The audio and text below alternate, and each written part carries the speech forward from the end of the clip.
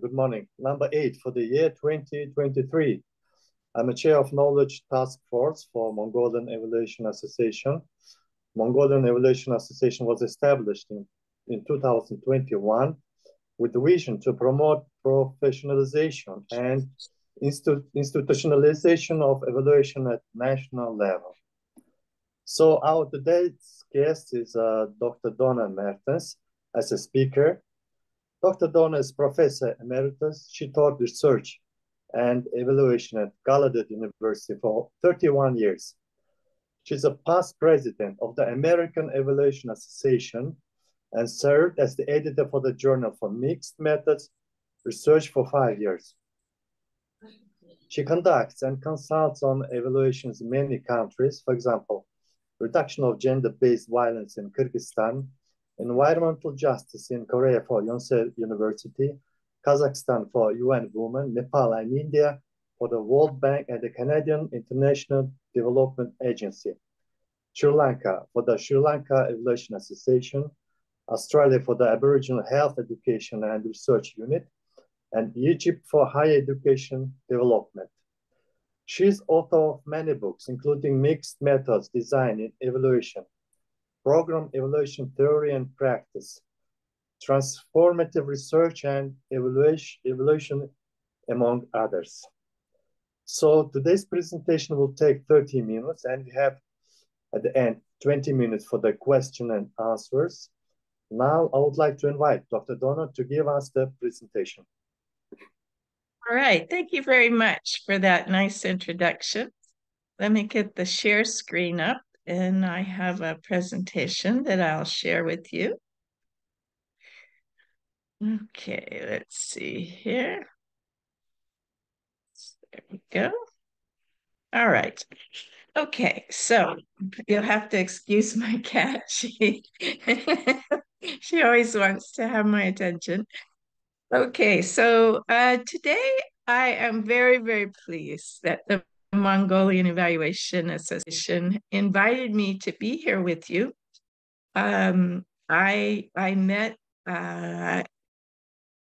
met your leaders in New Orleans at the American Evaluation Association meeting, and we had a very nice, albeit quite brief, chat. But I'm so pleased that Mongolia is taking this brave step forward to really build their evaluation association. So I'm very, very pleased that you've asked me to join you. Today, I'm going to be talking about increasing evaluation's transformative impact.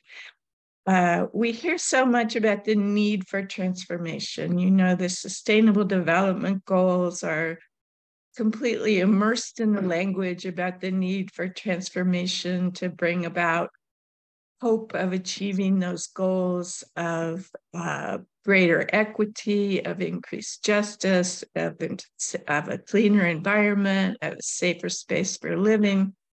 And so my position, and it has been my position since I entered the evaluation field almost 50 years ago, that evaluation should be used, and it should be used to further goals of justice and create or support transformation that's needed to achieve a greater respect for human rights.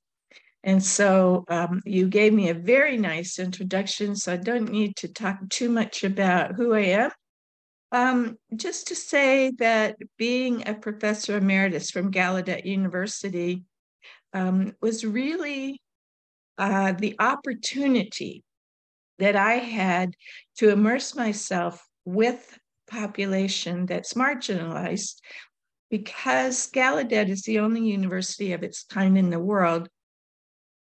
It has a mission to serve deaf people. And so going to that university, I chose to go there because I felt like what was missing from my approaches to evaluation was that opportunity for close contact and really making connections within a community that experienced discrimination and that was marginalized from the greater society. And deaf people are and continue to be in the United States and other parts of the world as well, marginalized because we depend on speaking and hearing for our communication. And if you don't do either of those things, you have an alternative mode of communication, which is sign language, then you have to encounter people who know that language. And so I knew I had to learn sign language when I was hired to work there. And so I worked very hard to learn it. And I reached the competency levels needed within the university, but I'm still not a native signer. And so I respect the abilities and the knowledge and the experiences that deaf people could bring to my understanding of what it means to do evaluation that's really rooted in the true needs of the community. And it was from working with members of the deaf community that the transformative approach to evaluation emerged. And then realizing that deaf people are a microcosm of the world. They come from all countries, they're all different genders, they're all different colors, they're all different economic classes, all different religions. And so I was really in this really wonderful position to be able to look at those issues of intersectionality.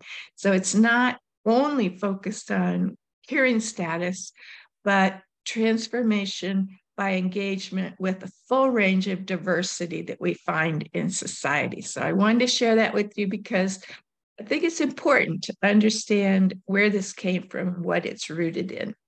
Now, here's a little quote that I made up. Because sometimes people say, what do you need transformative evaluation for? We have approaches to evaluation that are not transformative, and yet we're not seeing the progress that we want to see. And I do believe that evaluation has a role in helping to support the transformations that we need. And so this little thing, if you can read the handwriting on the wall, why do you keep hitting your head against it? I'm not sure if you know this.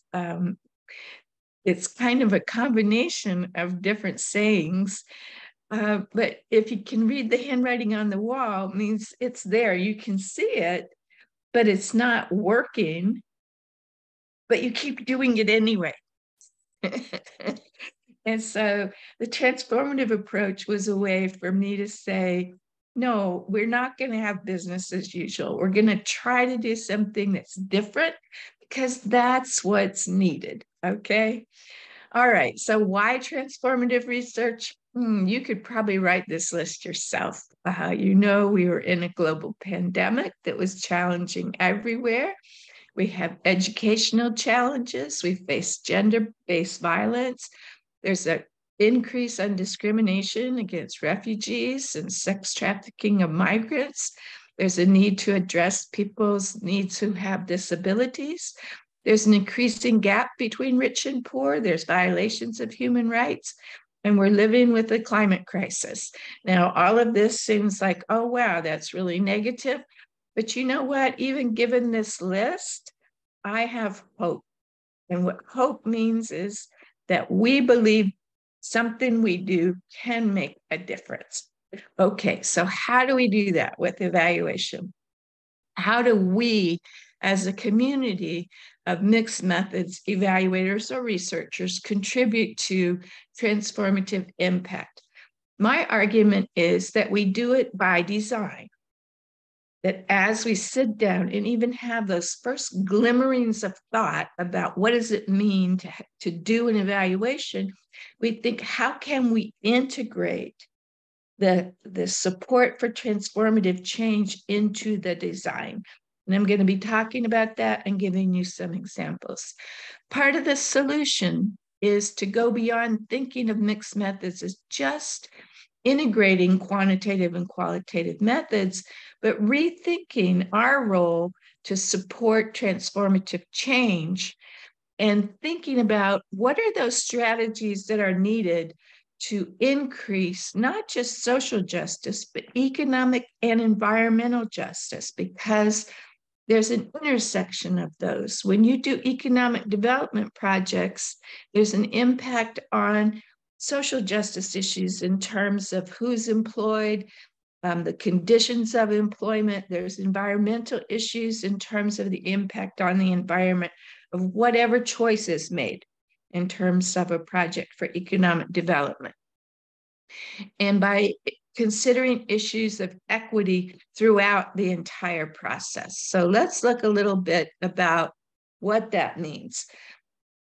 I found something very useful in the work of Egon Guba and Ivana Lincoln, because when I joined the evaluation field, people were arguing about what's better, quantitative methods or qualitative methods. And sometimes the argument got really heated. And now we're in this position of mixed methods. And it's like some people are saying, well, you can't bring mixed methods into a qualitative study. But the thing that Egon Guba and Ivana Lincoln did was give us the insight that we're not arguing about methods. We are having critical discussion about the assumptions that guide our methodological decisions. And so they talked about having a structure of paradigms that are constituted by 4 sets of assumptions. The first one is the axiological. It's related to the nature of ethics, the nature of values. The second is ontological, about the nature of reality. The third is epistemological, the nature of knowledge, and then that relationship between the evaluator and the stakeholders. And methodologically, then, the nature of systematic inquiry.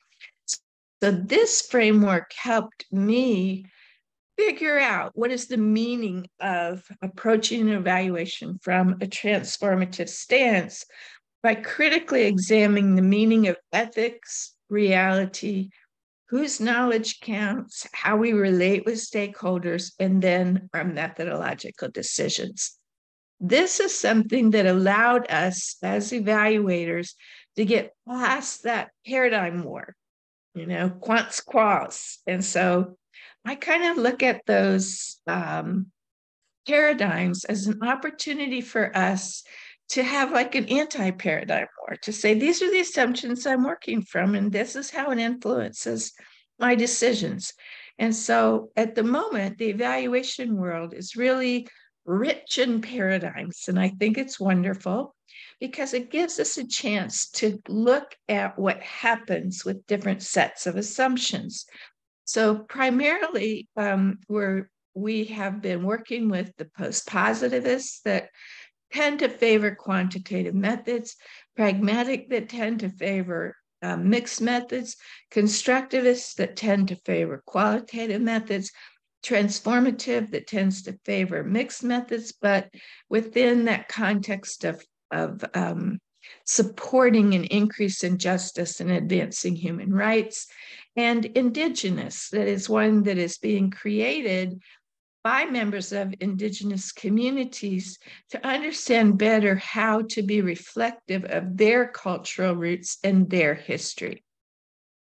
So I have talked a little bit about this, and so I think I probably reached the meaning of this slide on the last one is that if we're working, we can have mixed methods in any of the paradigms. We see it in the studies, we hear it from the people who are writing about it.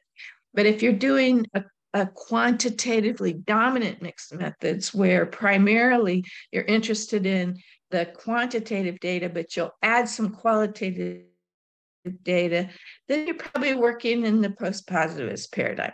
If you're talking about it being more qualitatively dominant, but you can still have quantitative data in, then you're probably working within this constructivist.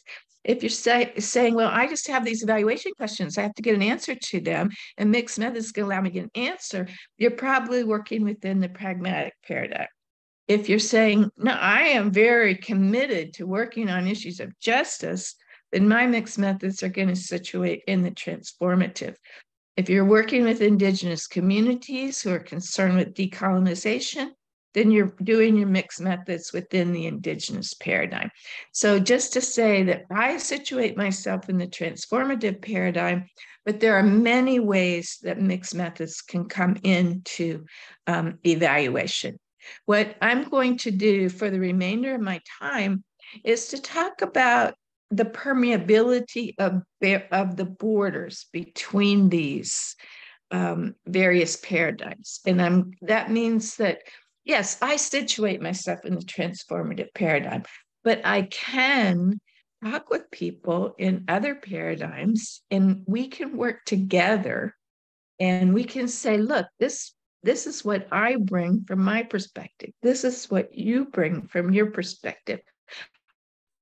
Let's see how we can put these together. And I have seen a number of evaluations that bring transformative and Indigenous together because they're working in Indigenous communities and they see value in bringing the principles of the transformative paradigm in. So just to give the briefest overview of what I'm talking about here is that the transformative paradigm originated from the voices of members of marginalized communities who said, you know, the way you're doing evaluation is either not getting it right, not addressing our true needs, or actually leaving us not better and sometimes worse. And what we need is something very different.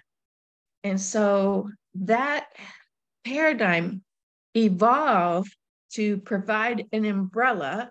And now we can talk about intersectionality of those characteristics that are used as a basis of discrimination. And in different contexts, these characteristics are going to be more or less important. So understanding the context is very critical to see what are the implications here in terms of race, ethnicity, disability, gender, sexual identity, deafness, socioeconomic status, religion, age. Those are not the only bases of discrimination, but it's an example of the many that are used. And in Mongolia, I'm sure that you understand within particular contexts the people who are being marginalized and the basis for that marginalization. In the Indigenous paradigm, the focus is on the interconnectedness of the community, relationships, history, and honoring the past, and being aware that every decision you make has to reflect an understanding of the past, be here in the present, and done with a cognizance of how it's going to impact the future. This is something that the Indigenous people have contributed. It has changed my way of thinking when I approach an evaluation to really say, what has been the history of this community? What brought them to the place that they are at this moment? And if we make decisions about interventions and how we evaluate things, yes, it'll have an impact now, but how can we set it up so that it has a positive effect into the future? So this has been something that's been really insightful for me. But what makes Indigenous communities unique is that they are concerned about governance of themselves, their sovereignty. They are concerned that they were colonized and that they need to, even if the colonizers have left, it is still the effects of colonization that they need to pay attention to, and that they're looking for repatriation. These are concepts I don't see in the other paradigms. Okay, so just to look a little bit deeper into the meaning of the transformative paradigm and these assumptions, in terms of what makes an evaluation ethical, these are the qualities that I would say need to be present in an evaluation if we say this is an ethical transformative evaluation. We start off by needing to be culturally responsive. So that means we need to understand the cultures that are present within the context in which we're working, because contexts are not monolithic in terms of culture. You have different groups. I was just working with a group that's trying to reduce health disparities in the United States for people of color. So you have the culture of the medical community, because they're the ones providing the medical services, but you also have the community-rooted culture, and that Black people come from all kinds of different cultural groups. And so it's not just Black culture, it's understanding the nuances of the culture so that you can be respectful and supportive and responsive. That we set it up to promote social, environmental, and economic justice and human rights. That we consciously address inequities, that we look for opportunities for reciprocity. And reciprocity means that we give back to the communities that we're working in. I don't know if you've experienced this, but I have heard from communities who say, you come as the evaluator, you take my data, but you don't give me anything back. Things don't change, or it actually gets worse. So what can we do in terms of reciprocity? We can invite community groups in. We can, moving to that epistemological assumption, we can value the knowledge and experiences that they bring, and we can build their capacity to be a part of the evaluation, to contribute to the evaluation design and methods, so that they own the data and they can be a part of sustaining change in their communities. So this reciprocity goes way beyond just saying thank you, but building that capacity, building the networks that are needed so that those community groups can sustain the change. When we're looking at ontology, we're looking at it as being multifaceted. There are different versions of reality, and these versions of reality come from different social positionalities, and that there are privileges associated with different versions of reality. So let me give you a very quick example of that.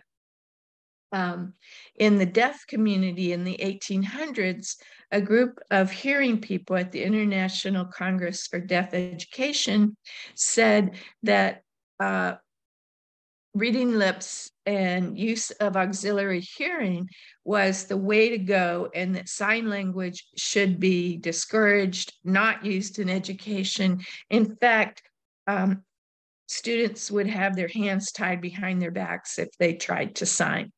Now, you can imagine, if you can't hear, but you can see, a visual language allows you to have full access to information. And what the hearing people was saying was, no, you can't have that visual access. You need to be more like us.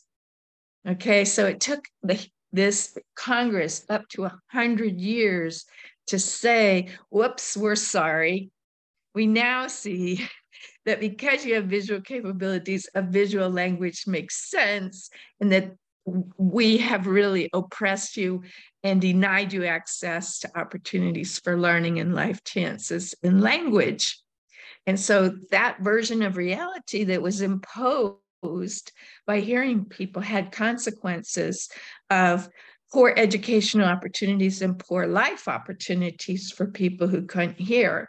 Whereas when the deaf people were finally in position of power sufficiently to say a visual language is what we need, that was their version of reality. So that's what I'm talking about, is whose version of reality is being given privilege and what are the consequences. And then epistemologically, I mentioned this building relationships, having interactive relationships, taking time to build trust, and coalition building, meaning that we don't just have an advisory group that we go to every 6 months or something, but we say, how can we work together? What are the strategies that can allow us to really gain from the knowledge that comes from the community? And maybe they're the ones who are going to say, that data collection that you have planned, you're not really going to get good data from it. Here's an idea of how you could change it and it would make it better. So that's what we're talking about with that coalition building. And methodologically keeping that transformative lens, keeping the dialogue going, being very attentive to how responsive we are to the diverse cultures, the use of mixed methods, and how we can influence policy changes. Okay, so when we're using a transformative approach, what we're trying to do is to identify the structural causes of inequality and discrimination. That's the axiological assumption. And unmask versions of reality that support an oppressive status quo. That's the ontological assumption. Recognizing power relations. That's the epistemological assumption. Involving participatory and reflective processes through inclusion of the full range of stakeholders and coalition building. So that's the methodological assumption. And when I say full range, when I was talking about the health disparities, we don't just look at the Black women and children that are the targets of the program. We also need to include the healthcare providers and their culture. So it is the full range of stakeholders we're trying to engage with and gather data so that we can be responsive in ways that's seen as valid and valuable and can be used as a basis for action to support the realization of human rights and an increase in social, economic, and environmental justice. Okay, so what does that look like when we put it into a design? We start with relationship building. We need those relationships in order to really gain an understanding of the nature of the problem and what a potential solution should look like. Even though we might come into it with our own understandings, and maybe the funding agency has understandings, but actually communicating with people who are experiencing the problem allows us to then move to the next phase of contextual analysis to understand what's the history here? What are the politics? What's the legislation in place? What's the socioeconomic structure here? What's the educational level here? So that we can better frame not just the data collection methods, but providing information for the development or revision of an intervention. And then if it's possible to have small scale testing of that intervention before you move on to full scale, then we would have a pilot testing phase. Doing evaluation throughout, looking at how the program is being implemented, looking at its effectiveness, and then using the data that we gain for transformative purposes. And I hope there's something that you notice is that all of those arrows are double-sided, which means that that relationship building goes on throughout the process. It's not a one and done. Oh, hello, nice to meet you. You're on my advisory group. Now, that's it. No, because throughout the process, you're going to encounter additional people who need to be involved. You need to critically look at those relationships and say, are they functioning in the way they should be? Understanding better the context, revising the intervention. So this transformative purposes is one that really goes on throughout the entire evaluation.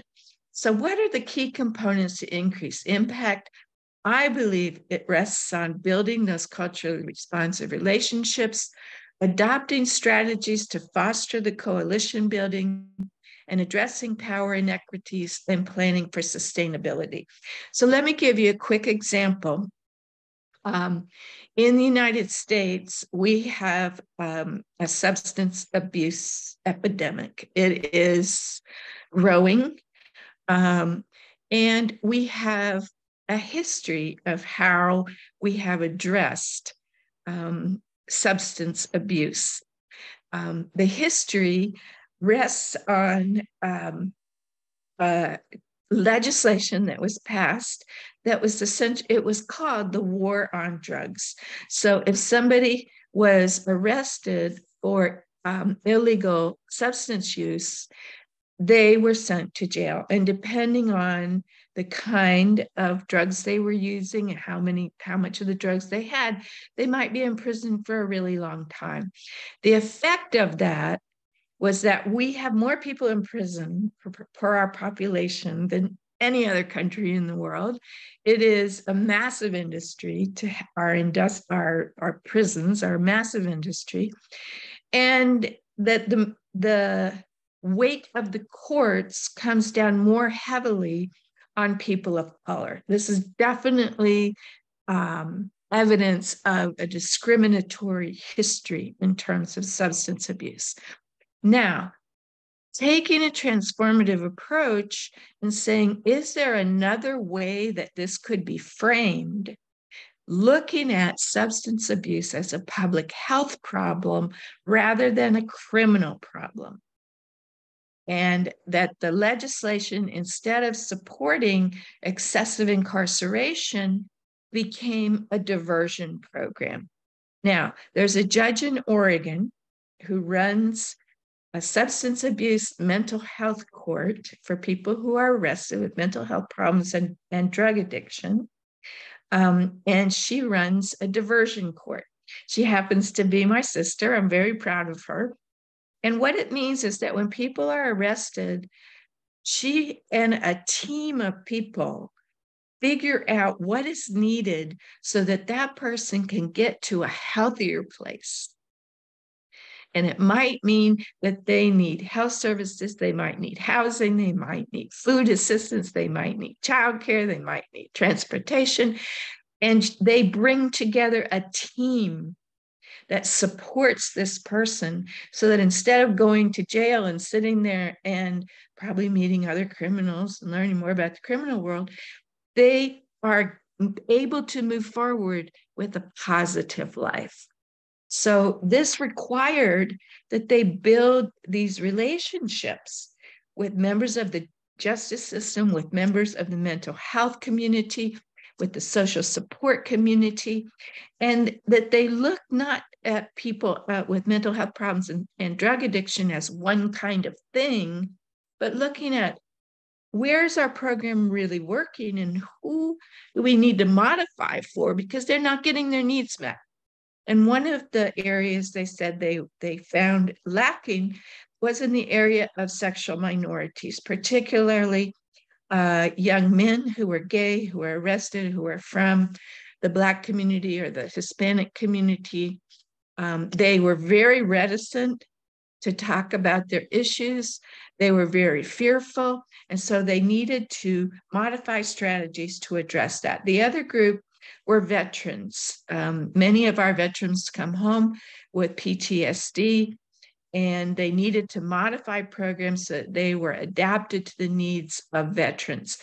So they were able to collect data on quantitatively on how many people take this service, how many people return and are arrested again after they've had these services, the recidivism number, but also qualitatively, content analysis and interviews. And I was able to observe the teams working. I was able to observe in the courtroom and see what's working, how is that working, what are the dynamics. And so you can see the transformative application here of looking at the history, looking at the context, building the relationships, trying things out, figuring out what's working, making modifications. That to me is an example of how we apply those transformative principles in relationship building. In terms of coalitions, some funding agencies require them. The group that I'm working with now is Healthy Start, and their goal is to reduce maternal and infant mortality in communities of color. They are required to have a group of people called a community action network. We don't typically see this in evaluation studies, but we can learn from the strategies that they use to achieve transformative impact. So one of the issues in the US is that people who work in fast food, like McDonald's or Kentucky Fried Chicken, I don't know how many of these restaurants you have in Mongolia, if you have this, but for decades, people were getting paid $7 an hour. And the restaurants justified by saying, well, those are just kids who work there. But it's not. It's families. Families are trying to support themselves, and it's not enough money. And so this coalition got together and said, let's fight for $15 an hour.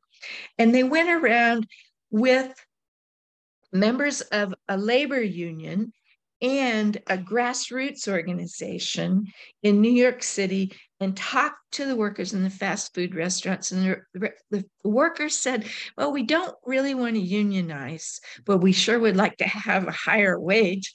And so they agreed to work together. And the workers said, we're not unions, but we do want to bring attention to our problems. And so 2 restaurants in New York City went out on strike, and one of them was in Times Square and one was at Madison Square Gardens.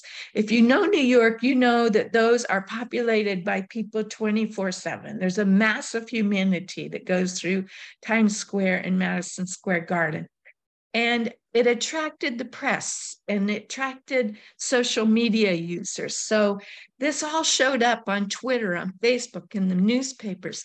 The churches, the religious people got involved, ministers, rabbis, city council members, government officials, members of advocacy groups from the African American, Latino, and LGBT community, a group called the Poor People's Campaign, the NAACP. All of these people jumped on board. And now, within the past 4 years, 20 of our states have passed legislation raising the wage to $15. Now, as evaluators, are we going to encourage people to go out and strike? Well, if that's a strategy we're going to use. But thinking about those strategies that were so effective, is there any ideas that we can borrow?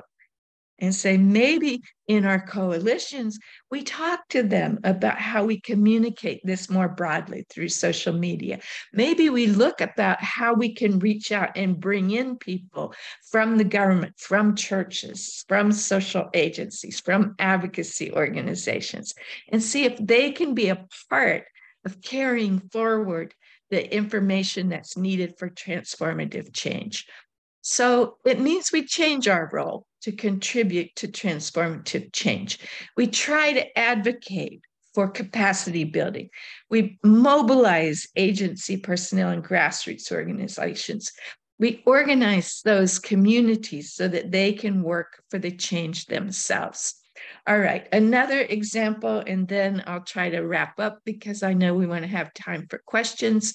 This is an example of a study that was done across 8 countries where being a member of a sexual minority group is against the law and is punishable by jail and even by death.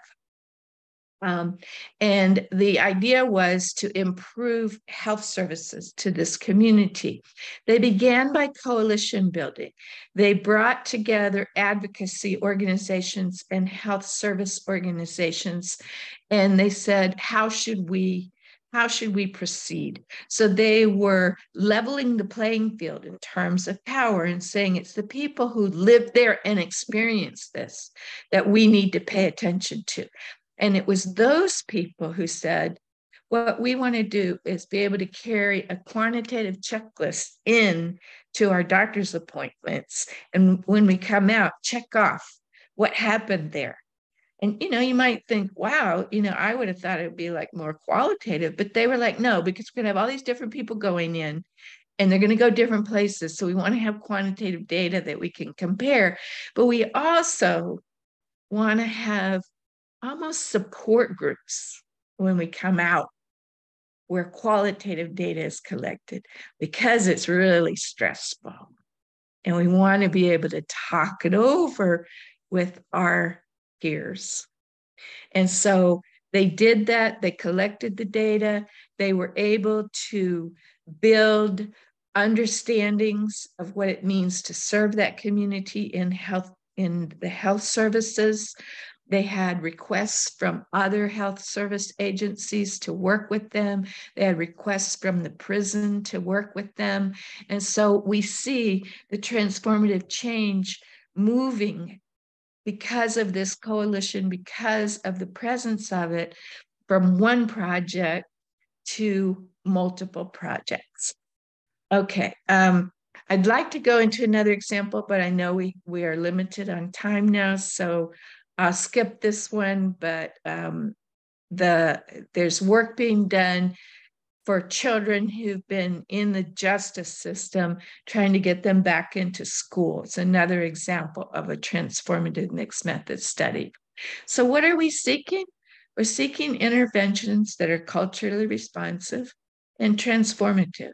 And that's what I believe we can contribute to when we use this approach. And why do I advocate for this? Because I think it does encourage us to ask different kinds of questions. We're asking questions about the history, about the context, about who needs to be included and how to include them and what support they need, how to keep people safe. We're looking for innovations because these problems that I mentioned at the very beginning, very complex. Sometimes we call them wicked problems because they've been here a long time and we don't have the solutions. And we're trying to make progress on it. That it asks us to focus on relationship building with agencies, policymakers, and members of marginalized communities. And it also cautions us to consider how to support constructive change and avoid introducing harm. Not enough just to do no harm, but how do we support constructive change? All right, final words. What's it take? Courage. You know, you have to be brave. You have to stand up and say, I really believe in this. This is a way to go. The use of mixed methods to capture complexities and address issues of justice and ethics, having teams of evaluators and coalitions, and building capacity in communities. I've included the references for the studies that I've cited, and this is a list of some of the books that I've written and edited over the last 10 years. There is a brand new book coming out now called Mixed Methods Research, which I've actually not even had in my hand yet. It's published by Bloomsbury in London, and they promised me that I will have one before the month is over. And you know, the month is almost over, so I can't wait to see it. But there's also, as was mentioned at the very beginning by Cass, the Mixed Methods Design and Evaluation, and Program Evaluation Theory and Practice. So those are the books that you can definitely find more about the transformative approach if you're interested in that. I also provide you with my email because I really believe it takes all of us working together create the transformative change. So if you're doing something innovative you want to share, if you have challenges, if you have questions, you can contact me. I also maintain a website called transformativeresearchandevaluation.com. And I have a lot of resources listed there. A lot of the things that I've published are available, so you can read them there. And I just end with this thought: the future of transformative evaluation or research, if not now, when? This is a quote from 2020. The pandemic response reveals the stark and sobering clarity that current paradigms of global health equity are insufficient in counteracting structural oppression. As an evaluator, I would just substitute evaluation in this phrase: the pandemic response reveals a stark and sobering clarity. The current paradigms of evaluation are insufficient in counteracting structural oppression. And it's for that reason that I really encourage you to learn more about transformative mixed methods evaluation. And so that's that. Thank you very much. Thank you very much. You're welcome. So now let's start the question and answers part of the session. Dear participants, please unmute the microphone and give your questions.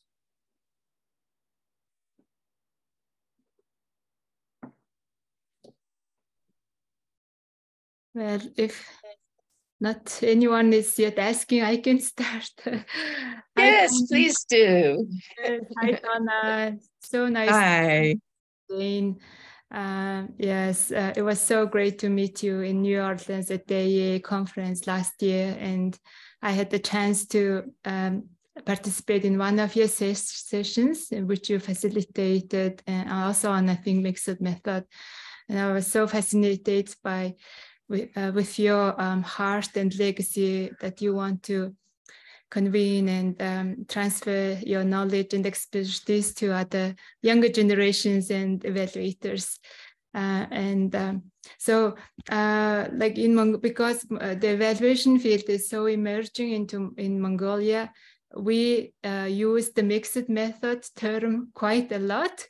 But I did not know the breakdown of these like culturally responsive, transformative, indigenous, and then it was so useful for me, at least because I do quite many evaluation in our company, and I just write it's a mixed method, but any detailed, any further insights. But now, just to confirm my understanding from my presentation, based on the issue we are tackling, it's either transformative, if it's like we're looking at the social justice issue, and if it's a more indigenous, like a more, we are looking back to the roots of the nations and the people group we are working, it's more indigenous. So it was so fascinating for me, based on the problem, we can frame the mixed evaluation method more meaningful, in meaningful terms. And my question is, so nowadays Asia Pacific Evaluation Association is calling for indigenous evaluators and to register ourselves as indigenous evaluation. And I was hesitant whether I should register it or not, because in Mongolia, we do not have like Aboriginal groups like New Zealand and Australia and USA have the Indians, etc. But I was wondering if our nomadic people, we are nomadic cultural people, are they considered as indigenous or not? But without any of the answer, I anyway registered because I thought maybe that could be our indigenous people. But now looking at your definition of indigenous evaluation, it is, you look at the generations and roots of that people. So I was wondering, maybe that could be considered as indigenous, our nomadic people. What do you think about that? Well, I think there's a lot of people who write about what it means to be indigenous and who can claim that they're indigenous. And for me, it's very clear-cut because my ancestors came from England and Ireland, and we live in the United States. So it's very clear. I'm not indigenous to this country. But if you can trace your roots back, for centuries in that country, or in that region, because country borders change. I don't know if Mongolia's borders have changed with, different political regimes and so forth. But, in Europe, the Roma people are considered indigenous, and they're not in only one country. They cross borders. They're nomadic people. And so I think if you could read the person who I think, there's two people that I recommend reading about indigenous in particular. One is Fiona Cram, who is a Maori woman from New Zealand. So she's indigenous from New Zealand, but she does write about what does it mean to be indigenous and who can make that claim. The other one is Bagele Chalisa, who is from Botswana. And she has written a book called Indigenous Methodologies. And in both of their writings, they talk about, who are the indigenous people? How do we know each other? And a lot of it is, to my reading, and since I'm not indigenous and I don't claim expertise there, I would never put myself in a position of saying, yeah, it's okay, go ahead, call yourself indigenous. I think it's a decision you need to make, an informed decision, just by understanding better how that concept is understood within indigenous communities. And, you know, sometimes the definition is people who were here walking this land before others. Mm-hmm. So it does go back those generations and generations. So yeah, and there's great indigenous stuff coming out now. You know, the indigenous scholarship is really taken off. So much that's new and necessary that we're hearing. Yeah, thank you for your question. Okay. I think I saw a question in the chat. Not sure. Yes, so there's a question. Do you see it, Dr. Donna? Yeah, okay.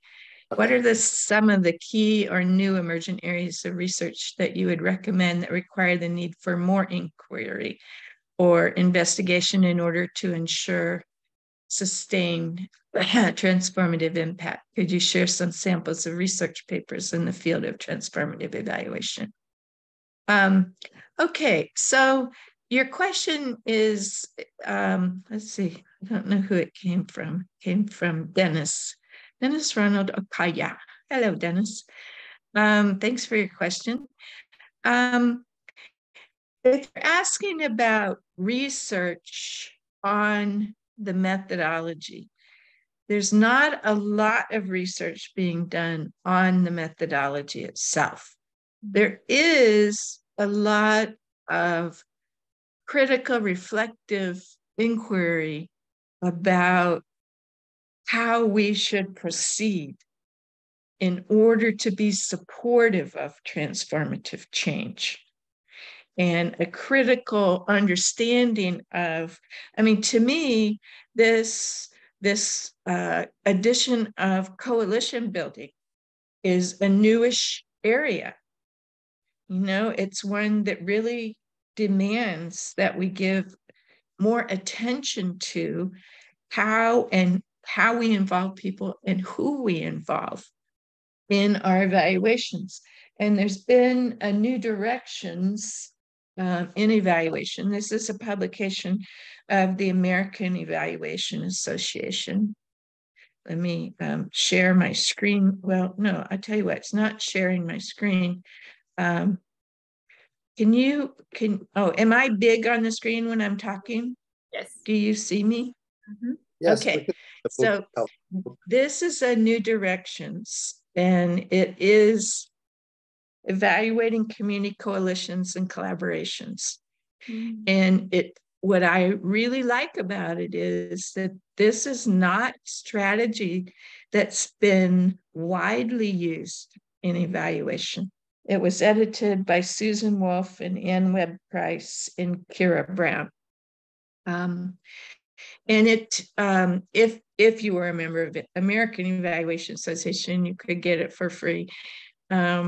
But, you know, maybe you can find a way to get some of this if you want to learn more about that. Some of the other issues that are arising in evaluation is how we work with culturally diverse communities. And a big challenge area there is with refugee and immigrant communities, because, you know, they're so diverse and they bring so many different cultural backgrounds and histories with them. And many times the reason that people are refugees or immigrants is because of trauma in their own countries. And so working with communities that have experienced conflict, that have experienced genocide, that have experienced abuse and family separation. These require different kinds of skills for evaluators, and it might call upon us to form those relationships in advocacy organizations for those refugees with mental health practitioners. And you might say, well, the program has nothing to do with mental health, but that's where the people are. They need to know they're safe.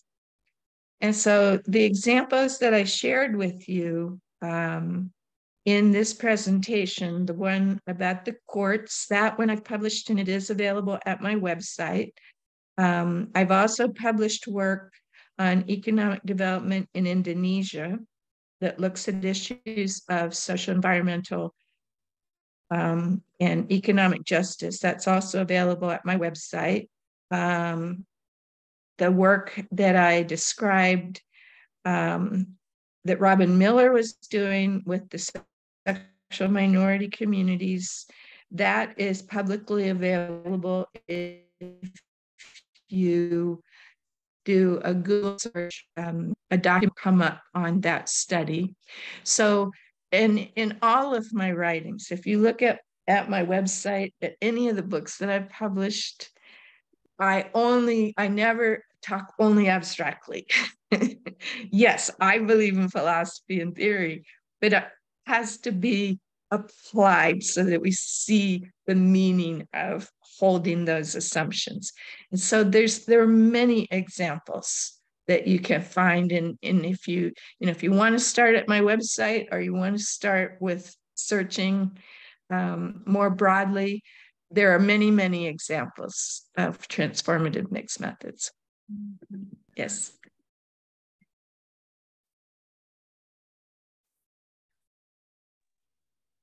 Can we go forward to questions? Yes, please do.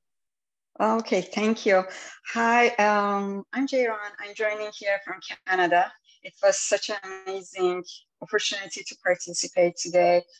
I work with the Red Cross, and in our project, to be honest, most of the time we are in a very short-term humanitarian and disaster or conflict settings. So sometimes even talking about evaluation looks very luxury. And people, honestly, they don't have any time or any capacity. They are in camps. They are in the situation that evolves in very short time. So my question is, do you have like tips maybe, or maybe some elements that you can have that we can actually use this transformative evaluation in this type of settings? Because when you were explaining, I would say that all of these elements, they are present in that situation. It's just aggravated by the fact that they are in a situation which is super dangerous, I would say, sometimes. And at the same time, sometimes it's in the change. It's changing in hours, I would say. So I just wanted to know if you have tips on that. Thank you. Yeah, great question. And that is a very, very challenging context. I'm a firm believer that evaluation has to be useful, and that we need to position ourselves to be of service in ways that are useful to the people who can benefit by having evaluation data. And so, you working for the Red Cross, working with people who are in disaster areas, conflict zones, dangerous areas, you have particular challenges to be able to communicate with the people who are doing the work and say, what would be useful to you? How could data be supportive? Who needs to be engaged with this? And yes, in this little book, let's see if I can get it in front of my camera. There, Mixed Methods Design and Evaluation. I do have one example of a transformative mixed methods design that was done in a conflict zone. It was done, let me get the right authors here. It was done in a conflict zone in Burundi. And it's an excellent example of how they adapted evaluation to that kind of volatile context. But also, I would recommend, if you haven't already, to look at the work of Kenneth Bush, and last name is Dugan. Can't recall her first name, but it's Bush and Dugan, who write extensively about evaluation in conflict zones and the challenges and how you take into account the politics and try to uphold. So I hope that you're able to locate some Bush and Dugan. It's Duggan is the second author, and maybe get some more examples of how you would apply transformative mixed methods within that context. Thank you for sharing your challenging context. Thanks a lot. Welcome.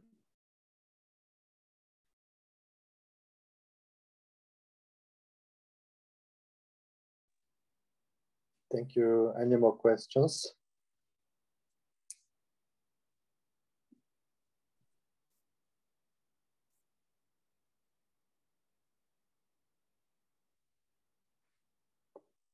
Can I ask a question? Yes, go ahead.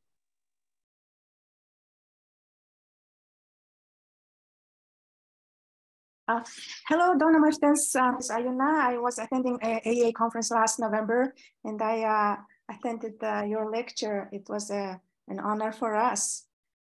I'm sorry, I just joined the meeting, but I have a question. We were discussing about this issue last time when we were translating OECD glossary. There was a word transformative evaluation, and that was we were discussing transformative evaluation is it's not like changing evaluation, leading to change. But Ayuna, I don't know. Other person to. Ayuna, you keep breaking up, and I just wonder if you turn off your video, if you might have a better stream. Just try to ask your question. You were saying you were working on a glossary about transformative evaluation, and then I couldn't hear the rest of what you said. Okay.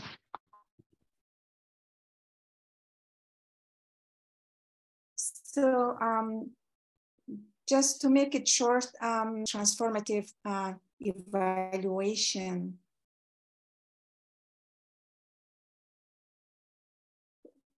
It is for many of us. So can you please help us understand your definition about transformative evaluation? Okay. Yes. And that's, it's a good question. The transformative evaluation is one that focuses on inequities and that is designed to further social, economic, and environmental justice and advance human rights. I think that's the core of it. It's the starting point. It's saying we recognize that the world is an unequal place and that people who have particular characteristics are experiencing discrimination and are unable to exercise their rights to education, to healthcare, to a clean environment, to housing, and so forth, because they're being denied by the systems that are in place in society. and that it's our responsibility as evaluators to work in ways that we contribute data, quantitative and qualitative, that can be used as a basis for creating transformative change. And, you know, another suggestion is if you go to my website and look at, I have many publications that are present on the website, and you can look at those and say, yeah, okay, that's it. That's the essence of what we need to put there.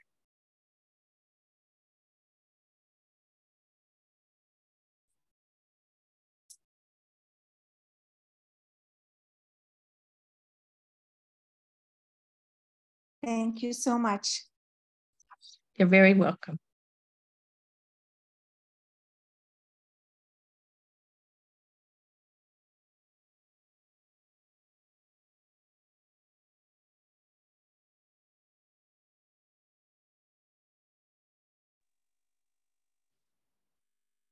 Any more questions?